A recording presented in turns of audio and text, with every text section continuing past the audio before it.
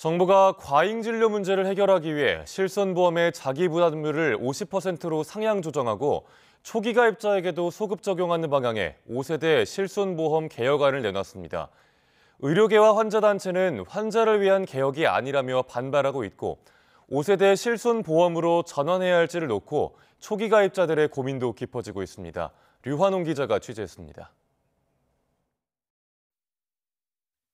5세대 실손보험 개혁안의 핵심은 중증과 비중증 질환을 구분해 백내장, 비급여 주사제 등 비중증 치료의 자기 부담률을 현행 30%에서 50%로 높이고 보장 한도는 5천만 원에서 1천만 원으로 낮추는 것입니다. 이에 대해 환자별로 질환의 정도가 다른데 정부가 일률적으로 중증과 비중증을 구분하는 것이 무리라는 지적이 나옵니다.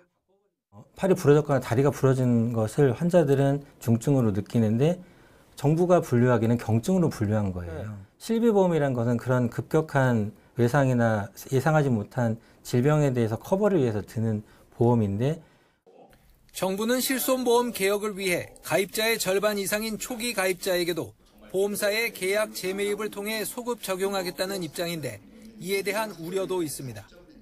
이미 1, 2세대 환자들 중에 중증 질환으로 이제 보장을 받고 계신 분들도 있는데 그분의 보장을 어떻게 축소를 하겠어요. 당연히 소송으로 갈 거고요. 위헌 판결이 나올 거라고 생각을 합니다. 하지만 초기 가입자에게 불이익이 없다면 실손보험 개혁을 위해 소급 적용이 필요하다는 주장도 있습니다. 그럼 1세대에 1,800명, 1,600만 명, 700만 명이 있는 상황에서 실손보험의 개혁이라는 것 자체가 사실 쉽지 않은 부분들에 동의할 수 있을 것으로 보입니다.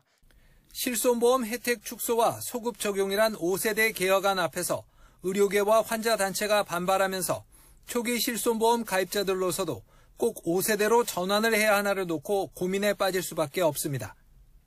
5세대 실손보험은 내년 하반기 출시될 예정입니다.